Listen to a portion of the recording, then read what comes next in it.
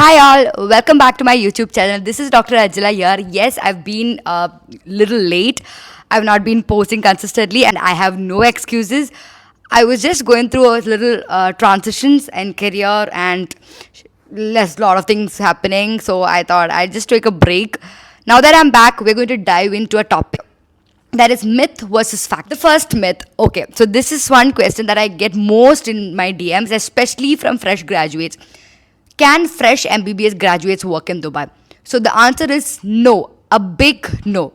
You cannot work in Dubai if you are a fresh graduate. You need to have experience to work in Dubai. This is a city which is highly valuing your experience, and to get into the system, if you're somebody post MBBS, you need to have 2 years of experience post internship, and if you're a specialist, you need to have 2 to 3 years of experience post your PG. Otherwise, you cannot sit for the exam. And one more thing, if you're a specialist who is into surgical branches, you need to understand that mostly you need to have 5 years experience or more. Not just surgical branches, the specialists who have experience over 5 years are usually preferred in hospitals here. Again, this is not a mandatory criteria, but this is a common hiring trend that is seen. So I just want you to keep this in mind. So if you are a specialist with just over 3 years experience, you'll be mostly hired in clinics or medical centers. You should be open to this, because when you start a career in such a city, you need to have a strong patient base, you need to know the system really well. Otherwise, it's going to be hard for you. And even I think that's a better way to start here, because otherwise it's going to be really difficult. Yeah. Myth number 2, just passing DHA exam is enough. Again, no. Why?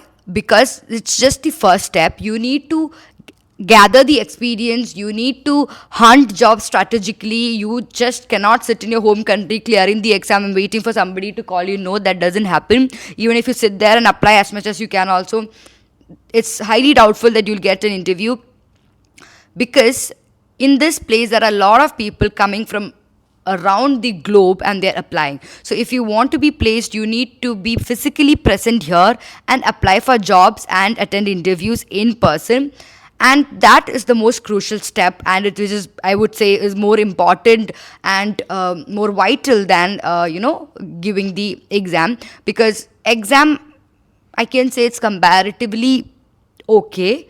I don't want to tell it's very easy and all, but I would say it's comparatively okay. But the main part is finding a job, and when I say finding the job, I would say finding the right job, or finding the job that is suitable for you in a good firm with good salary, and that gives you a peace of mind, is very important. Yeah. Myth number 3, salaries are same for all doctors. No. So your salary depends on which license you hold. Firstly, if you hold a GP license, or do you hold a specialist license, or do you hold a consultant license. These 3 tiers have 3 different salaries. Now again, your salary will differ based on your number of experience, your qualifications. Are you trained from Western countries? That is highly valued here. The additional amount of certifications or whatever you, and more importantly, the kind of patient base that you hold in this country also decides your pay scale.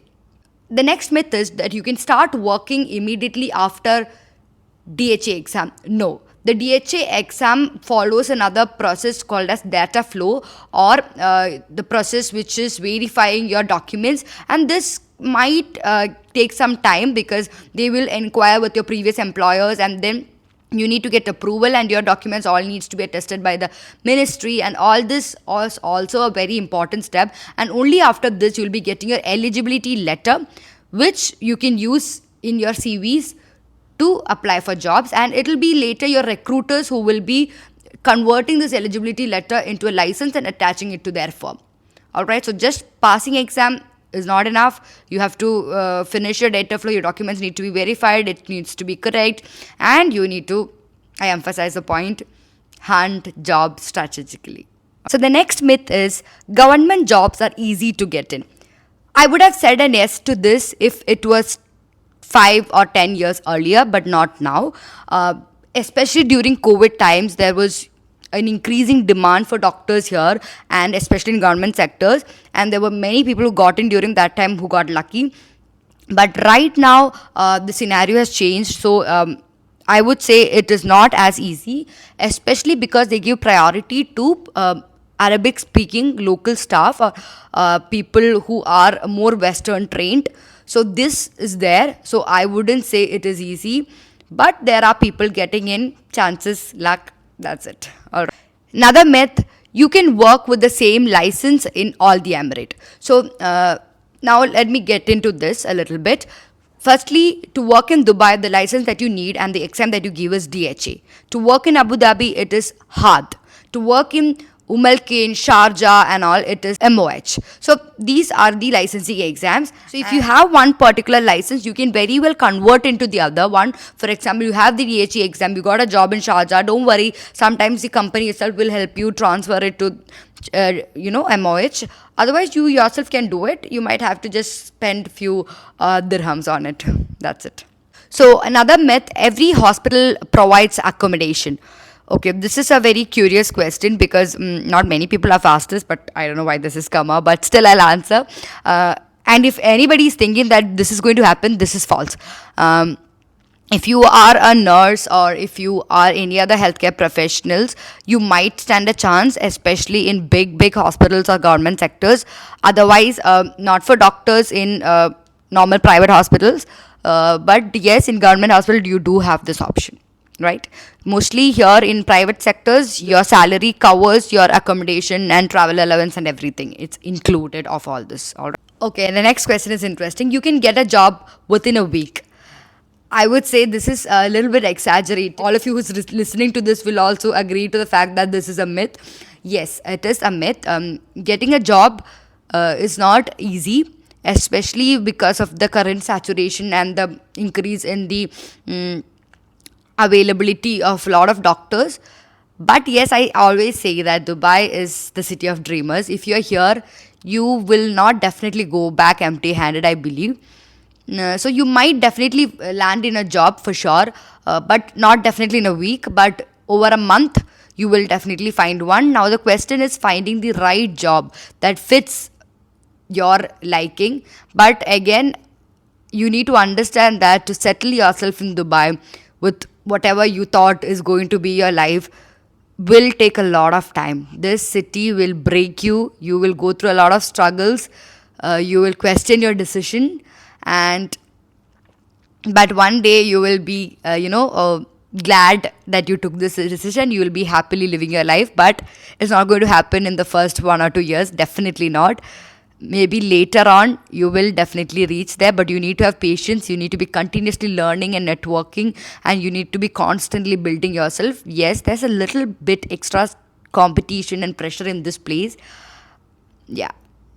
So these are few myths that I've tried answering from the general queries that I get.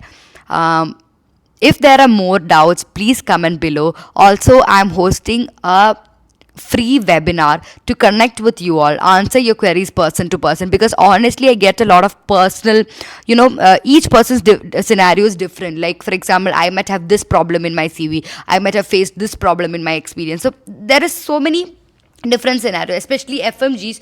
They have a whole different thing going on with them. So I know it can be really confusing sometimes, and you might definitely need somebody to sit and tell you, okay, how you can do and you can go about all of this, because I really get you. Because when I first came to Dubai, I still know, like, I wanted to meet somebody who could, I could just tell this is what is I have my problem. Okay, can you tell me what I can do?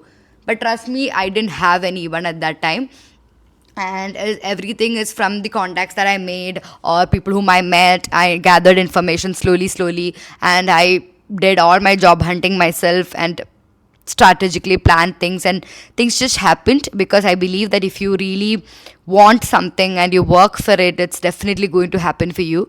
So just believe in that. So I wanted me to help you guys a little bit, if I could, to clear your queries. I don't want anybody to blindly believe, okay, this is going to be a great life, let me come to Dubai. No, I don't want you to have that thought. Don't see the Instagram post of, the flashy, glimmery life here. Yes, that is all there, but at the same time there is this side of Dubai who people are working from 7 in the morning to late at night and staying in traffic. There's all this side also. So uh, I want you all to know that as well. So keep all that also in your mind. So if you want me to tell things for you, discuss about your journey, share the general experiences and everything, we can talk on this webinar. It's going to be a completely free webinar, and few more details regarding that will be coming up in my personal Instagram channel. So I'll see you all there, coming up with new more videos, and let's keep connecting. Take care. Bye bye.